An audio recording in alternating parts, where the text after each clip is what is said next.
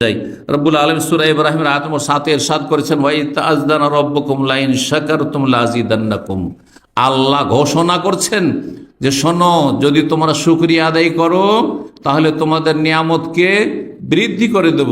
ওয়ালাইন কাফারতুম, যদি নাশুকরি করো, অকৃতজ্ঞ হও, ইন্না আযাবি লাশাদীদ, আমার আযাব বড়ই কঠিন রয়েছে। আল্লাহ রাব্বুল আলামিন যেন আমাদেরকে তার শুকরিয়া আদায়ের তৌফিক দান করেন।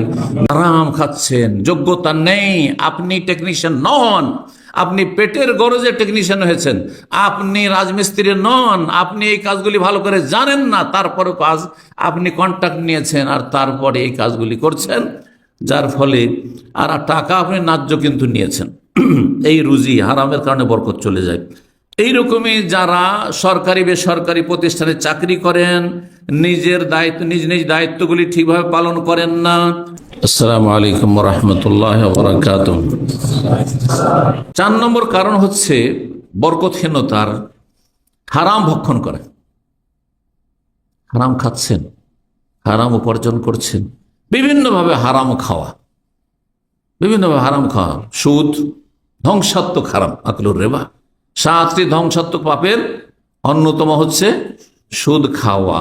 অনেকেই সুদ খোর না, কিন্তু সুদ খাওয়াচ্ছেন, মানে সুদের উপর টাকা নিচ্ছেন, সুদের উপর টাকা নিচ্ছেন। আপনি গরিব, অভাব আছে, সেই জন্য আপনি বেশি সচ্ছল হওয়ার জন্য সুদের ওপর টাকা নিয়ে আসছেন। আপনি ওই বন্ধকের জমি, যে জমিওয়ালা, তার কাছ থেকে নিচ্ছেন আপনি, আর তাকে আপনি কি করছেন, যে বন্ধক জমি রাখলেন, জমি আবাদ করছেন, আর ওকে আপনি দিতে আছেন। বন্ধকের জমি, বন্ধকের টাকা ধার নেই, গরিব টাকা ধার নেই, আর যারা জমি রাখবে টাকাওয়ালা, সে হয়তো টাকা ধার দিল আর জমিটা রাখলো। তো দুই দিক থেকেই এরকমটা হয়। সুদখোর সমান কিন্তু অনেক আজকাল মনে করছেন যে আমার তো অভাব ছিল, সেই জন্য সুদের ওপর টাকা নিয়েছি। না, আপনি সমান অপরাধী, আপনি সমান অপরাধী। জি, যতক্ষণ পর্যন্ত না খেয়ে মরে যাওয়ার মতো পরিস্থিতি নয়, ততক্ষণ পর্যন্ত আপনি নিরুপায় না। আজকাল এত জাহান্নামটাকে হালকা মনে করে নিয়েছে যে একজন লোক প্রশ্ন করছে যে আমি নিরুপায় ছিলাম, অভাব ছিল খুব, সেই জন্য আমি সুদের ওপর টাকা নিয়েছি। নিরুপায় কাকে বলে? নিরুপায় মানে এক্ষুনি যদি আপনি সুদের ওপর না নেন তো মরে যাবেন। কেউ আপনাকে এমনিতে দিচ্ছে না, আপনার জীবন বাঁচাবার জন্য যে এক পেট খাবার চাইবেন ওটা দিচ্ছে না। আপনার ছেলে মেয়েগুলো এই সময়টায় না খেয়ে মরে যাবে, তখন আপনি নিতে পারবেন। কিন্তু এমন কি দুনিয়াতে আছে কেউ যে আশেপাশের লোককে বলবেন যে আমার ছেলে মেয়ে আজকে খেতে না পেলে রাত্রে আগে মরে যাবে, সুতরাং আপনার আল্লাহর ওয়াস্তে আমাকে একটু ধার দেন, কমপক্ষে দান সাদকানা ধার দেন, দেবে না? অবশ্যই দেবে। কিন্তু এগুলো আসলে ওজোর নয় যে অভাবে ছিলাম। আজকাল মানুষ কোটি কোটি টাকা, লক্ষ লক্ষ টাকা লোন নিচ্ছে ব্যাংক থেকে, আউযুবিল্লাহ, মুখে দাঁড়িয়ে রেখে নামাজ পড়ে, কিন্তু অধিক সচ্ছল হওয়ার জন্য লোন নিচ্ছে ব্যাংক থেকে বড় বড় ব্যবসা বাণিজ্য করার জন্য। অধিকাংশ ব্যবসায়ীরা লোন নিয়ে ব্যবসা বাণিজ্য করছে। অধিকাংশ বড় বড় যে বাড়ি আর ভিলা তৈরি করছে, তারা এই লোন নিচ্ছে আর সুদ দিচ্ছে। কেন? আপনাকে এত বিশাল ভিলা তৈরি করতে হবে? সাধারণ একটা বাড়ি যতটা আপনার টাকা পয়সা ততটা দিয়ে আপনার বাড়ি ঘর তৈরি করলে হবে না? যেমন অবস্থা তেমন ব্যবস্থা করবেন আপনি। আল্লাহ রাব্বুল আলামিন যেন আমাদেরকে পরিতৃপ্তি দান করেন, পরিতুষ্টি দান করেন এবং হারাম থেকে বেঁচে থাকার তৌফিক দান করেন। বিভিন্নভাবে হারাম খাওয়া, মানুষ যখন হারাম খেতে লাগে, এইরকমই ঘুষখোর অফিসার, একজন অফিসার বলছেন, পরিচিত অফিসার, যে আমাদের বেতন তো বেশি নয়, কিন্তু আমাদের ইনকাম যথেষ্ট আছে। আমাকে বলছে কিভাবে? বলছে আমাদের চাকরিটাই তো ঘুষের চাকরি, আমাদের চাকরিটাই হচ্ছে ঘুষের চাকরি, মানে কমার্শিয়াল ট্যাক্সের ক্ষেত্রে ধর, ট্যাক্সের ক্ষেত্রে লক্ষ লক্ষ টাকা মানুষের ট্যাক্স লাগবে, আর ট্যাক্স দিবেন বড় বড় কোম্পানির মালিক আর বড় বড় ইন্ডাস্ট্রির মালিক, বড় বড় যারা ব্যবসায়ী, তারাতে এত টাকা ট্যাক্স দিতে চাইবে না। তখন কি করে? আরে 50,000 ঘুষ দিলে, 1 লাখ টাকা ঘুষ দিলে 1 কোটি টাকা বেঁচে গেল। বেঁচে গেল। তো এইগুলোতে রাতারাতি বড় লোক, এদের জীবনে বরকত আছে? কোনো বরকত নেই এদের জীবনে। অশান্তির শেষ নেই, শারীরিক অশান্তি, পারিবারিক অশান্তি, বাপ মায়ের সাথে অশান্তি, ছেলে মেয়ের সাথে অশান্তি, আর ছেলে মেয়ে অসৎ সব হয়ে যাচ্ছে। এগুলি যদি অনুভূতি থাকতো তাহলে এইরকম মানুষ হতো না। তো হারাম খেলে মানুষের জীবন থেকে বরকত চলে যায়। রব্বুল আলামিন সূরা বাকারা আয়াত 276 ইরশাদ ইয়ামহাকুল্লাহুর রিবা ওয়া ইউরবিস সাদাকাত। সুদকে আল্লাহ রব্বুল আলামিন, সুদের মাধ্যমে যে আয় উপার্জন ইনকাম হয় সেটাকে আল্লাহ নিশ্চিহ্ন করে দেন। ওয়া ইউরবিস সাদাকাত, আর দান সাদকা করলে আল্লাহ রব্বুল সেটাকে বর্ধিত করে, বাড়িয়ে দেন। কথা উল্টো না? সুদ খেলেন আপনি, মাসিক এত পার্সেন্ট আসবে, ধরেন ব্যক্তি পর্যায়ে যে সুদগুলি হয় মান্থলি অনেক টাকা। সুদের ওপর যারা আসে এখানে, সুদের ওপর টাকা নিয়ে তারা কোনোদিন সুখী হইতে পেরেছে? আমার মনে হয় না যে কেউ সুখী হবে, কারণ আল্লাহ বলছেন নিশ্চিহ্ন করে দেন। সত্যি সুদের টাকা পরিশোধ করেই শেষ করতে পারে না, তা আসল টাকা কোথা থেকে পরিশোধ করবে?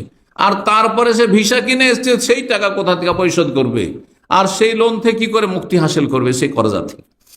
তো সম্মানিত ভাতৃমণ্ডলী, আল্লাহ বলছেন যে সুদকে আল্লাহ নিশ্চিহ্ন করেন, অথচ সুদে আপনার টাকা বাড়লো, বাহ্যিক দেখতে বাড়লো অনুভূতির ক্ষেত্রে।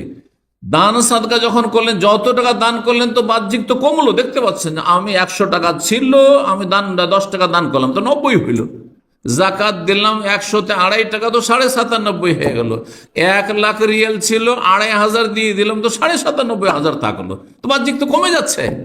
কিন্তু আল্লাহ বলছে ওই রুবিস সাদাকাত, সেটা কমে না, আল্লাহ বাড়িয়ে দেন। এই জন্য বলছিলাম বরকত এমন একটি জিনিস যেটি অনেক সময় চোখে দেখা যায় না, আর এই অঙ্গ প্রত্যঙ্গ দিয়ে বোঝা যায় না, সেটা অন্তর্দৃষ্টি দিয়ে অনুধাবন করা যায়, বোঝা যায় যে আমার জীবনে বরকত আছে বা অমুকের জীবনে বরকত আছে। আল্লাহ রাব্বুল যেন আমাদের বোঝার তৌফিক দান করেন এবং আমাদের অন্তর্দৃষ্টিকে, বসিরতকে আল্লাহ যেন বাড়িয়ে দেন। রব্বুল আলামিন আরো ইরশাদ করছেন সুদ সম্পর্কে, ইয়া আইয়ুহাল্লাযীনা আমানুত্তাকুল্লাহ ওয়া যারু মা বাকিয়া মিনার রিবা, ঈমানদারগণ তোমরা আল্লাহকে ভয় করো এবং সুদি কারবার শুরু করেছিলে এইখানে থেমে যাও।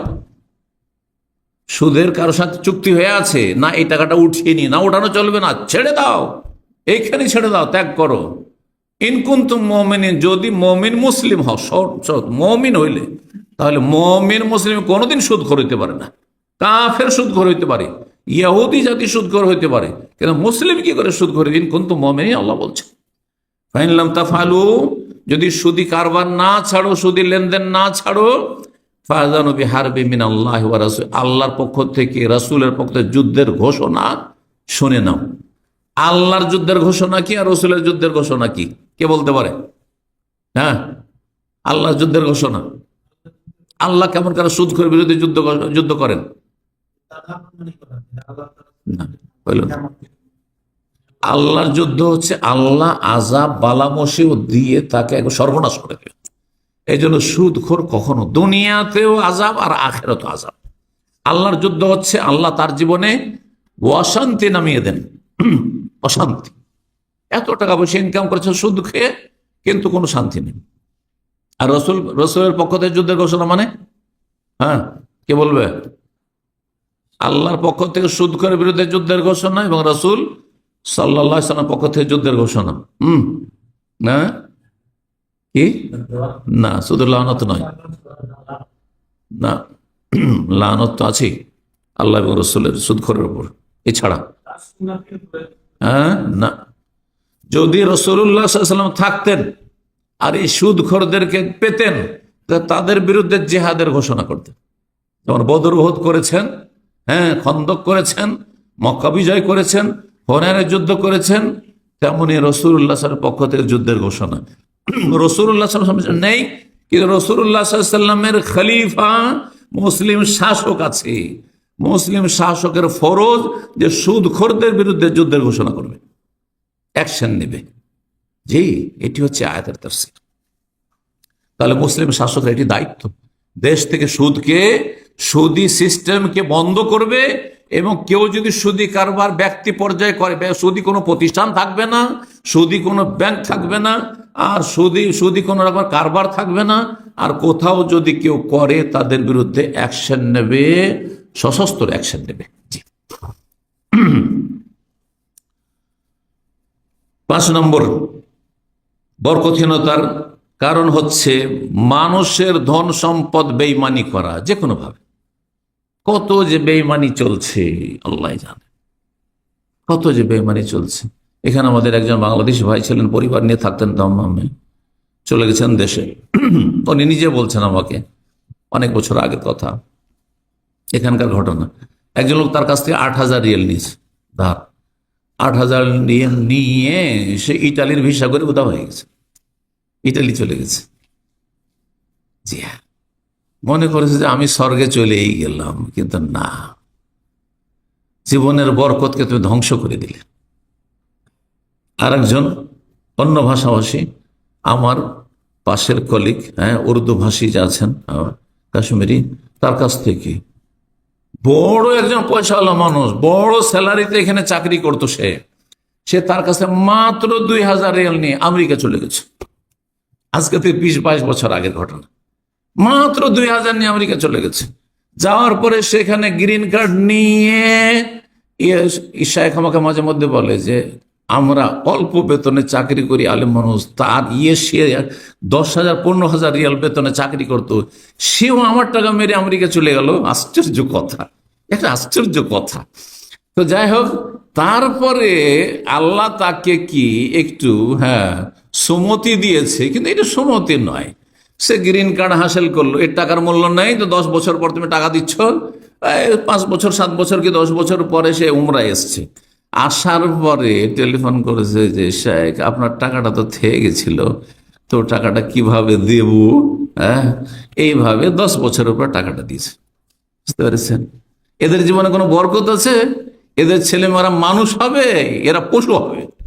হ্যাঁ, এদের জীবনে কোনো শান্তি থাকবে না, শারীরিক শান্তি না মানসিক শান্তি। এটা হচ্ছে বাস্তবতা। তো বরকত চলে যাওয়ার একটি গুরুত্বপূর্ণ কারণ, অন্যায়ভাবে, যে কোনো অন্যায়ভাবে হোক না কেন, বিভিন্ন উদাহরণ হতে পারে। কিছু উদাহরণ এখানে আমি নোট করেছি। যেমন কাউকে আপনি একটা দায়িত্ব দিলেন কাজের, যে কাজটা আমার করে দেন, সেখানে 9-6 করে টাকা ইনকাম করলো। যারা ওকালতি করে মেলা কিছুতে এদিক সেদিক করে যাতে করে বেশি ইনকাম করতে পারে, কিছু আমানত রাখলেন, সে আমানতে খেয়ানত করলো, অথবা কাজের দায়িত্ব তাকে দেওয়া হয়েছিল, তার উপর তাকে পারিশ্রমিক দেওয়া হবে, কিন্তু সেখানে কাজ ভালোভাবে করলো না। যারা কন্ট্রাক্ট নিয়ে কাজ করছেন, কন্ট্রাক্টারই করছেন। কেন আজকাল এত কাজ কেন খারাপ? এত কেন কাজ খারাপ? আজকে থেকে 30-40 বছর আগে রাস্তাঘাট একবার ঠিক করলে কখনো খারাপ হইতো না, এখন রাস্তাঘাট ঠিক করার পরে 2 মাস যায় না, এরকম হয়ে যাচ্ছে। কি জন্য? বিল্ডিং, নতুন বিল্ডিং, তারপরও এখান দিয়ে পানি পড়ছে, এখানে এই সমস্যা, এখানে কারেন্টের সমস্যা, এখানে এসির সমস্যা, সমস্যার শেষ নেই। কেন খেয়ানত? এই যে হারাম খাচ্ছেন, যোগ্যতা নেই, আপনি টেকনিশিয়ান নন, আপনি পেটের গরজে টেকনিশিয়ান হয়েছেন, আপনি রাজমিস্ত্রি নন, আপনি এই কাজগুলি ভালো করে জানেন না, তারপরে কাজ আপনি কন্ট্রাক্ট নিয়েছেন, আর তারপরে এই কাজগুলি করছেন, যার ফলে আর টাকা আপনি ন্যায্য কিন্তু নিয়েছেন। এই রুজি হারামের কারণে বরকত চলে যায়। এইরকমই যারা সরকারি বেসরকারি প্রতিষ্ঠানে চাকরি করেন, নিজ নিজ দায়িত্বগুলি ঠিকভাবে পালন করেন না, লেট করে আসছেন, আগে চলে যাচ্ছেন, অথবা যেই কাজগুলি আপনার দায়িত্বে রয়েছে করে দিতে হবে জনগণকে, সেগুলি ঘুষ ছাড়া করছেন না, অথবা বারবার করে হয়রান করছেন। ঠিক আছে, ঘুষ তো নিব না আমি, কিন্তু বারবার করে হয়রান করে, অথচ ফ্রি আছেন, আপনি করে দিতে পারবেন, কিন্তু না, এমন করে হয়রান করবো যাতে করে ঘুষ দিতে বাধ্য হয়, অথবা অন্য কোনো রাস্তা ধরতে বাধ্য হয়। এইরকমই বিভিন্নভাবে ভালো আচরণ না করা। অফিসার আছে, জনগণ যারা আসে কাজের জন্য, গরজের, তাদের সাথে ভালো আচরণ করে না, ভাষা খারাপ, তাদের আচরণ খারাপ, আর বিভিন্ন রকম ভাবে আপনার যে ক্লায়েন্ট রয়েছে, অথবা যারা যে কোনো ক্ষেত্রে আপনার সাথে যোগাযোগ করছে, অথচ এগুলো আপনার ন্যায্য দায়িত্ব, আপনি সেখানে বেতন নিচ্ছেন, অথবা পারিশ্রমিক নিচ্ছেন, যার কাছ সরকার কাছ থেকে নিচ্ছেন, অথবা ব্যক্তির কাছ থেকে নিচ্ছেন, প্রতিষ্ঠানের কাছ থেকে নিচ্ছেন, তাহলে এগুলি হচ্ছে বরকতহীনতার কারণ। রাসূলুল্লাহ সাল্লাল্লাহু আলাইহি ওয়াসাল্লাম একটি হাদিস রয়েছে সহিহ বুখারী মুসলিমে, ফামাইয়াখুয মালান বিহাক্কিহি ইউবারাক লাহু ফি, কেউ যদি ন্যায্য পথে কোন ধন সম্পদ হাসিল করে তাহলে তাতে বরকত দেওয়া হয়। অমাইয়াখুয মালান বিগাইরি হাক্কিহি, কেউ যদি অন্যায়ভাবে কোন ধন সম্পদ অর্জন করে, ফামাসালু কামাসালিল ইয়াকুলু ওয়া লা ইয়াশবা, তার উদাহরণ হচ্ছে এমন রোগীর মতো যে খায় কিন্তু তার তৃপ্তি হয় না। একটি রোগ আছে, যে রোগের কারণে যতই খাক, খেতে পারছে খুব, কিন্তু মনে শান্তি হচ্ছে না, মনে শান্তি হচ্ছে না, তৃপ্তি হচ্ছে না, খেয়ে যাচ্ছে কিন্তু তৃপ্তি পাচ্ছে না। হাহাকার অবস্থা। 6 নম্বর কারণ হচ্ছে বরকতহীনতার, ব্যবসা বাণিজ্যে প্রতারণা। কাছাকাছি এগুলো ব্যবসা বাণিজ্যে প্রতারণা, ব্যবসা বাণিজ্যে কত রকমের যে প্রতারণা রয়েছে। আমানতের জায়গায় খেয়ানত, সততার জায়গায় মিথ্যার আশ্রয় নেওয়া। এইগুলি তো হয় কি, যখন উদাহরণ দিই তাহলে বুঝতে পারবেন। কাছের মানুষ, আত্মীয়, আজকাল জমি জায়গা কিনতে যান, আপনি বাইরে থাকেন তো ওখানে দালাল ফিট হয়ে যাবে। আছে না নেই বাংলাদেশে? আমাদের অঞ্চলে আছে। আমার ঘনিষ্ঠ একজন ব্যক্তি, আমার বড় চাচার সাথে তাদের রাহিমাহুল্লাহ, তার সাথে ঘনিষ্ঠ সম্পর্ক। হ্যাঁ, খুব বেশি বলছেন না তো, এই আলোচনা তো বুঝে নেবে যে এটা আমার উপর ফিট হয়ে যাচ্ছে হয়তো। তো সুবহানাল্লাহ, একটি জায়গা কিনতে যেমন ওরে লাগে গেছে, তার উপকার করা উচিত ছিল। তাহলে এলাকার জায়গা, রোড সাইডের জায়গা, সেখানে মাঝখানে সে দালাল হয়ে ঢোকার চেষ্টা করেছে, আর যেই রেটে আসল মালিক দিচ্ছে সেখান থেকে আরো বেশি, তাতে বেশ কিছু পরিমাণ আমার কাছ থেকে সে হাসিলের চেষ্টা করে। আল্লাহ, কিন্তু আল্লাহর কি হেকমা, কোন এক সময়ের কথা বলছি, যে সরাসরি মালিকের সাথে আমার পরিচয় হয়ে যায়, আর মালিক সাদা সিধা ভালো মানুষ, সে বলছে যে শেখ আপনার সাথে সরাসরি হবে, কি দরকার কারো মাধ্যমে। তো খুব সুবিধা দিয়ে পেয়ে গেলাম, জায়গা পেয়ে গেলাম। এইটা জানার পরে ও চাইছিল যে না, আমার মাধ্যমে যেন কেনা হয়। বড় অসন্তুষ্টি, কি করে আমার সামনে তার প্রকাশ করতে পারে না, অনেক আগের কথা বলছি। তো সে অন্য কারো সামনে বলেছে যে ওই জায়গা কিনেছে, আচ্ছা ওইভাবে কিনেছে, আচ্ছা দেখা যাক কেমন করে রক্ষা করতে পারে কিনা। আউযুবিল্লাহ। আপনাদের অনেকের মধ্যে এরকম আছে যে আত্মীয় স্বজন ওখানে দালাল হয়ে ঢুকেছে। সে আসলে মালিককে দিয়েছে এক রেট, আর আপনাকে শুনেছে আর এক রেট, আর আপনার কাছ থেকে মাঝখানে টাকা খেয়েছে। এইরকম দালালি বহু কাজের ক্ষেত্রে করে থাকে। তার মধ্যে আর একটি হচ্ছে হারাম খাওয়ার পন্থা ব্যবসা বাণিজ্যের ক্ষেত্রে, সেটা হচ্ছে দাঁড়ি মারা। দাঁড়ি মারা যে কত, আমি যখন যৌবনকালে বা তারও ছোট ছিলাম, তখন ওই হাটে বাজারে দেখতাম কোনো কিছু 5 কিলো কিনলে আধা কিলো কমপক্ষে কমবে, 1 কিলো কমতে পারে।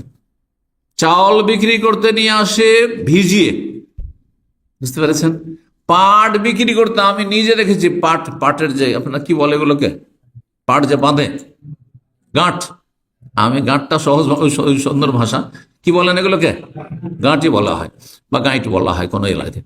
পাটের গাঁটের ভিতরে কেউ ইট ঢুকিয়ে রাখে, আমি দেখছি। পাটকে ভিতরে ভিজিয়ে রাখে যাতে করে ভারী হয়। কেন ভিজাচ্ছে? ভারী করার জন্য। হ্যাঁ, চাষিরা। নবী সাল্লাল্লাহু আলাইহি ওয়াসাল্লাম মদিনার বাজারে গেছেন, যাওয়ার পরে দেখছেন যে খাবার বিক্রি হচ্ছে, খাদ্যদ্রব্য বিক্রি হচ্ছে, তো হাতটা ঢুকিয়ে দিলেন, তো হাতটা ভিজে গেল। ওপরটা শুকনা হয়েছিল আর ভিতরটা হাতটা ভিজে বেরোলো। বলে মা হাযা ইয়া সাহিবাত্তাম, এটা কি? বলে আসাবাহু বালালুন ইয়া রাসূলুল্লাহ, একটু আগে বৃষ্টি হয়েছিল ওই জন্য ভিজে গেছে। তারা ভিজবে তো, বৃষ্টি তো ওপরে পড়েছে, তো নিচে কেন ভিজা? তো নবী সাল্লাল্লাহু আলাইহি ওয়াসাল্লাম বললেন আফালা জাআলতাহু ফাওকাত্তাম হাত্তা ইয়ারাহুন নাস, তাহলে ভিজাটা ওপরে কেন রাখুনি, যাতে করে কাস্টমার যারা খরিদ্দার আসবে তারা দেখে, সচক্ষে দেখে। কিন্তু তারপরে বলেছিলেন এই হাদিসটি রাসূলুল্লাহ, মান গাশশানা ফালাইসা মিন্না, যারা আমাদের সাথে ধোঁকাবাজি করবে, প্রতারণা করবে, তারা আমাদের দলভুক্ত না, আমাদের দলে শামিল না। জি, তো এইভাবে বহু লোক হারাম খেয়ে থাকে। এইরকমই কোন দোষ ত্রুটিকে লুকিয়ে রাখা, বিভিন্নভাবে ব্যবসা বাণিজ্যে ধোঁকাবাজি। আজকাল তো কন্ট্রাক্ট নিতে গেলেও কি করতে হয়? ঘুষ দিতে হয়, ঘুষ দিতে হয়। কন্ট্রাক্ট নিতে গেলে ঘুষ দিতে হয়। শুধু তাই নয়, চাকরি নিতে গেলে ঘুষ দিতে হয়। হ্যাঁ, তারপরে এই ক্লিনার বেচারা গরিবগুলোকে, হ্যাঁ হ্যাঁ, যদি তুমি পয়সা না দাও তোমাকে এমন জায়গায় ফেলবো না, তোমার 12টা বাজিয়ে দেবো, তোমার ডিউটি এমন জায়গায় দেবো। আর যদি পয়সা দাও, এত পয়সা দাও, তাহলে এমন জায়গায় দেবো যেখানে আউটসাইডে তোমার ইনকাম আছে। এই হারাম বলি চলছে। এই হারাম খাওয়ার জন্য একবার এক কোম্পানিতে স্ট্রাইক করলো, কয়েক বছর আগের ঘটনা। এমন স্ট্রাইক হইলো যে ওই যেগুলো ম্যানেজার ফোরম্যান ছিল সবগুলিকে পিটাইলো ভালো করে, আর পিটিয়ে বেশ কিছু হলে ধর্মঘট তারা স্ট্রাইক করলো এখানে দেশের মতো। আর তারপরে অনেকের কারো কারো এক্সিটও লেগেছে, কিন্তু ওই তখনকার মতো একটু মার খেয়েছে ওই ফোরম্যান সুপারভাইজার গুলো, আলহামদুলিল্লাহ। তো যাই হোক, এইসব হারাম রিজিক কত যে মানুষ কত রকম ভাবে খাচ্ছে। এর আরেকটি উদাহরণ হচ্ছে পার্টনারশিপে ব্যবসা করতে গিয়ে নয় ছয় করা, খেয়ানত করা। যতগুলি লোক পার্টনারশিপ ব্যবসা করছেন, ইল্লা মাশাআল্লাহ অধিকাংশ যাদেরকে আমি দেখলাম যে লস আপনার আর আমারটা ঠিক আছে। এই যে আমাদের সামনে বসে আছে, আমাদের সামনে বসে আছে, এই যে নাম বলছি না, কারণ যার যে ধোকা দিয়েছে ও শুনতে পারে। হ্যাঁ, এই যে সামনে বসে আছে, টাকা দিয়েছে ব্যবসা করার জন্য, নিয়েছে, এইখানে দাম নিয়েছে। আর একজন একই দেশের মানুষ, বাংলা ভাষাভাষী, আর তারপরে যেই দোকানটি চলে না বলছে যে ওইটাই তোমার, আর যেটা ভালো রোলিং দোকান ভালো চলছে যেন ওইটা আমার। কথা বুঝতে পেরেছেন? অথচ এমন কথা ছিল না। এখন লস হয়ে গেল, লস। তারপর টাকা ওর হাতে পড়ে আছে, ক্যাশ ওর হাতে, আসল মালিক সে, এ বাইরে থেকে টাকা দিয়েছে, যে টাকাটা দিয়েছিল মনে হয় এখনো পাইনি, তাই না? এই যে টাকা পাইনি, দেখ হারাম খোরি, সব হারাম খেয়ে যাচ্ছে। এগুলি হচ্ছে বরকত শেষ হল। এরা মনে করছে অনেক টাকায় আমি সৌদি আরব থেকে নিয়ে যেতে পারলাম না, সব শেষ, সব শেষ।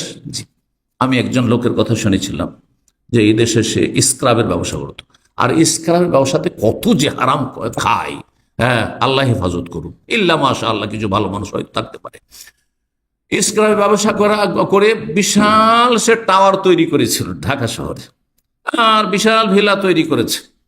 আর তারপরে অনেক বছর আগের কথা, শোনা কথা, আর তারপরে তার স্ত্রীর নামে ওই জায়গাটি যেখানে বাড়ি তৈরি করে, সেটা কার নামে? এই স্ত্রী পরকীয়া প্রেমে লিপ্ত হয়ে, আর তারপরে যেহেতু জায়গা বাড়ি তার স্ত্রীর নামে, স্ত্রী উধাও, তার বাড়িও উধাও, সব উধাও। হ্যাঁ, সে কাফাইহা আলা মা আনফাকা, যা কিছু হারাম খেয়েছে তার এখন হাত মলতে আছে। 7 নম্বর কারণ, 6টি হয়ে গেছে। 7 নম্বর সর্বশেষ কারণ, আল্লাহর শুকরিয়া আদায় না করা। নিয়ামত দিচ্ছেন দাতা আল্লাহ, এবং আপনি ভাবছেন আমার কৃতিত্ব, আমার বাহাদুরি, আমার বীরত্ব, বিচক্ষণতা, আমি খুব ভালো ব্যবসায়ী, আমি খুব চালাক চতুর, সেই জন্য আমি এলাম ক্লিনার ভিসায়, এলাম টিবয় ভিসায় 700 টাকা বেতনে, 600 টাকা বেতনে, আর হয়ে গেলাম বড় ইনভেস্টার, বড় কোম্পানির মালিক, আর বড় পয়সাওয়ালা, আর বড় অফিস জব পেয়ে গেলাম। এই সব চিন্তা, আল্লাহর শুকরিয়া নেই। তারপরে আল্লাহর শুকরিয়া না করা আরেকটি দিক হচ্ছে যে নিয়ামতকে গুনার কাজে লাগানো। যে টাকা পয়সা আল্লাহ দিচ্ছেন সেটাকে পাপের কাজে লাগানো, নেকির কাজে খরচ করার তৌফিক না একটি পয়সা, কিন্তু বিলাসিতার ক্ষেত্রে আপনি সমস্ত টাকা পয়সা খরচ করছেন, আপনি দুনিয়ার স্বার্থে খরচ করছেন, আরামের ক্ষেত্রে খরচ করছেন, এগুলিতে বরকত ধ্বংস হয়ে যায়। রব্বুল আলামিন সূরা ইব্রাহিমের আয়াত নম্বর 7 ইরশাদ করেছেন, ওয়া ইতাআযানা রাব্বুকুম লাইন শাকারতুম লাযিদান্নাকুম। আল্লাহ ঘোষণা করছেন যে শোনো, যদি তোমরা শুকরিয়া আদায় করো তাহলে তোমাদের নিয়ামতকে বৃদ্ধি করে দেব, ওয়ালাইন কাফারতুম, যদি নাশুকরি করো, অকৃতজ্ঞ হও, ইন্না আযাবি লাশাদীদ, আমার আযাব বড়ই কঠিন রয়েছে। আল্লাহ রাব্বুল আলামিন যেন আমাদেরকে তার শুকরিয়া আদায়ের তৌফিক দান করেন, নিয়ামতকে আল্লাহ সন্তুষ্টির কাজে লাগাবার তৌফিক দান করেন, হারাম থেকে বেঁচে থাকার তৌফিক দান করেন, এবং হালাল রুজিতে আল্লাহ বরকত দান করেন, হারামের পথ থেকে বেঁচে থাকার তৌফিক দান করেন, এবং যা কিছু হালাল